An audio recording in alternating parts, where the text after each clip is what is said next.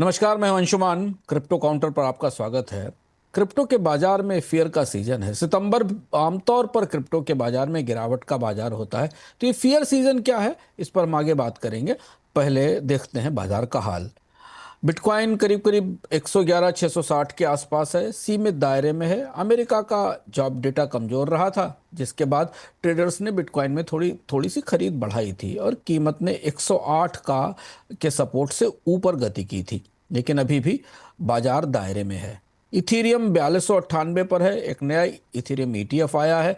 Layer two better हो रही है, जिसके जरिए इथीरियम में थोड़ा भरोसा बढ़ रहा है। सपोर्ट $4270 पर है और रेजिस्टेंस 4320 के आसपास है। सोलाना में थोड़ी सक्रियता दिखी है आज। 208 से ऊपर है। एक ईटीएफ की खबर थी सोलाना में और उसके बाद सोलाना को थोड़ी मजबूती मिली है, लेकिन एक ब्रेकआउट की उम्मीद भी बन रही है। एक्सआरपी 2.87 पर स्थिर है। बड़े निवेशकों की वेल निवेशकों की रुचि के चलते एक्सआरपी में स्थिरता दिखाई दे रही है। 2.75 पर सपोर्ट है और $3 के ऊपर रेजिस्टेंस बनने की संभावना है। चेन लिंक में करीब करीब की कीमत करीब 15.61 के आसपास एक नई पार्टनरशिप की खबर थी, जिससे टोकन में तेजी दिखाई दी, लेकिन वॉल्यूम में कमी है, इसलिए इसमें सतर्कता की जरूरत है। बाजार के बड़े निवेशकों की गतिविधियां अब थोड़ा बदल रही हैं। इथेरियम और सोलाना की ईटीएफ की संभावनाओं के बीच बड़े फंड्स में हल्का निवेश शुरू हुआ है, जिससे बाजार बाजार में उम्मीदें बढ़ी हैं। वेल्स यानी बड़े निवेशक बिटकॉइन खरीद रहे हैं, क्योंकि ब्याज दर में कटौती की संभावना अब बढ़ने लगी है।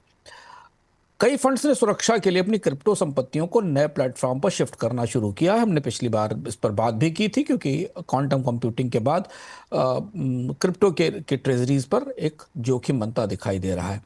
रिटेल बाजार में सोलाना प्राइस प्रोडक्शन की गूगल सर्च में करीब 150% का उछाल आया है, जिसमें छोटे निवेशकों की दिलचस्पी बढ़ती दिखाई दे रही है। फियर सीजन के कारण, जिसकी का जिक्र हमने पहले किया था, लोग वापस आल्ट कॉइन को छोड़कर बिटकॉइन जैसे सुरक्षित क्रिप्टो की तरफ रुख कर रहे हैं। और ये एक और बड़ा बदलाव है, जो आने वाले दिनों में स्पष्ट होगा कि क्या बाजार इसे पर टिकेगा या वापस आल्ट कॉइन की तरफ लौटेगा। छोटे टोकन ट्रेडिंग की वजह से सोशल मीडिया पर चर्चा में है, जिससे मार्केट थोड़ा रिस्क ऑफ मोड में भी चला गया है। रेगुलेटरी अपडेट ले लेते हैं। अमेरिका में फेड में ब्याज दर में कटौती की उम्मीद है, जिससे क्रिप्टो में नया निवेश बढ़ने की उम्मीद है। बेलारूस ने अपने यहाँ सख्त क्रिप्टो रेगुलेशन लागू किया है। पूर्वी यूरोप के देशों में प्रमुख है, जिसने अपने यहाँ क्रिप्टो रेगुलेशन को चुस्त करने की कोशिश की है, ताकि निवेशकों को सुरक्षा में बढ़ावा मिल सके। एशिया और यूरोप में ईटीएफ में फ्रॉड रोकने के लिए नए कानून बनाए जा रहे हैं। एक्सचेंज और कारपोरेट खबरों में सेवी माइनिंग का एक नया मोबाइल ऐप लॉन्च हुआ है, जिससे अब लोग बिना किसी हार्डवेयर के क्रिप्टो माइनिंग कर सकेंगे। इधर कई बड़े फंड एक्सचेंज ने हाल में अपने फंड और डेटा सिक्योरिटी को मजबूत करने की कोशिश की है। ऐसा जो हमने हाल में नॉर्थ कोरिया से हैकिंग अटैक देखा था, जिसमें कि स्मार्ट कॉन्ट्रैक्ट में मेलवेयर लगाए गए थे, उसकी रोशनी में होता दिखाई दे रहा है। सेवी माइनिंग ने एक्सआरपी की क्लाउड बेस्ड माइनिंग शुरू की है, जिससे यूजर्स को नई कमाई का मौका मिलेगा। डिफाई प्रोजेक्ट्स में की टीवीएल में गिरावट आई है, क्योंकि ज़्यादातर निवेश अब बिटकॉइन और इथीरियम में शिफ्ट हो रहा है। अब धोखाधड़ी के कुछ मामले हैं, खासतौर से ट्रंप का जो टोकन है WFI, उसके एक प्रमुख डेवलपर ने यह आरोप लगाया है कि टोकन फ्रीज हो गए हैं। और इस आरोप के बाद WFI में एक बड़े घोटाले की आशंका बनती दिखाई दे रही है। इस पर क्रिप्टो बाजार में खासी चर्चाएं चल रही हैं।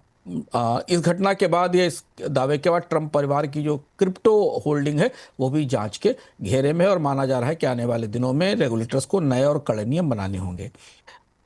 बाजार का आउटलुक देखते हैं। सभी की नजर इस हफ्ते फेड की मीटिंग पर है। ब्याज दर में कटौती की संभावना से क्रिप्टो में उतार चढ़ाव हो सकता है।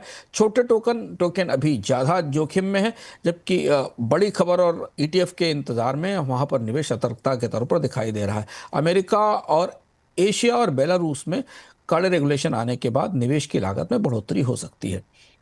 अब हम आ गए हैं दिन की आसान क्रिप्टो विजडम पर। क्रिप्टो बाजार में अक्सर एक फियर इंडेक्स का जिक्र होता है। ये क्यों है और इससे क्या तय होता है? सबसे पहले आइडिया शेयर बाजार से आया था। सीएनएन ने फियर एंड ग्रीड इंडेक्स बनाया था, ताकि पता चले कि इन्वेस्टर्स की सोच कैसी है, वे डरे हुए हैं या उत्साह में हैं या लालच में हैं। इसके बाद क्रिप्टो में अपनाया गया। अब Alternative.me ने 2018 में इसे क्रिप्टो ट्रेडर्स के लिए लॉन्च किया था। इंडेक्स 0 से 100 के बीच में मूव करता है। 100 का मतलब है ज्यादा डर और 0 का मतलब है ज्यादा डर और 100 का मतलब है बहुत ज्यादा लालच। इसके लिए कई फैक्टर्स देखे जाते हैं, कीमत में उतार चढ़ाव, ट्रेडिंग वॉल्यूम, सोशल मीडिया पर चर्चा, बिटकॉइन का कितना डोमिनेंस है और गूगल ट्रेंड्स पर होने वाली सर्च। इस ट्रेंड का बाजार में असर क्या होता है? बाजार में जब फियर का माहौल होता है, डर का माहौल होता है, तो लोग छोटे टोकन में पैसा लगाना कम कर देते हैं, क्योंकि सबको लगता है कि बाजार और गिरेगा तो छोटे टोकन डूब जाएंगे। इसके बजाय वो ज़्यादा सुरक्षित और बड़े निवेश करते हैं, जैसे कि बिटकॉइन या इथेरियम, जिन कॉइन्स की बाजार में लिक्विडिटी ज़्यादा है और स्थिरता ज़्यादा है। बाजार में डर की भावना बार बार आती है, खासतौर पर जब एक लंबी गिरावट दिखाई देती है या बाजार में कोई बड़ी घटनाक्रम नहीं दिखता। रिटेल साइकोलॉजी कहती है कि लोग जल्दी पैनिक हो सकते हैं और उनकी कलेक्टिव सोच के कारण बाजार में कीमतों में गिरावट आती है। तो क्रिप्टो के फेयर सीजन का सही इस्तेमाल ट्रेडर्स करते हैं।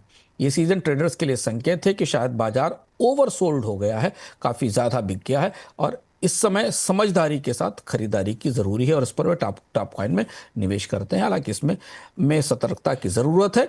एक्सट्रीम फियर में, ज़्यादा डर में पैनिक सेलिंग भी हो सकती है, तो खरीदारी से नुकसान भी हो सकता है। क्रिप्टो काउंटर में आज इतना ही। कल फिर मिलते हैं नए अपडेट्स के साथ।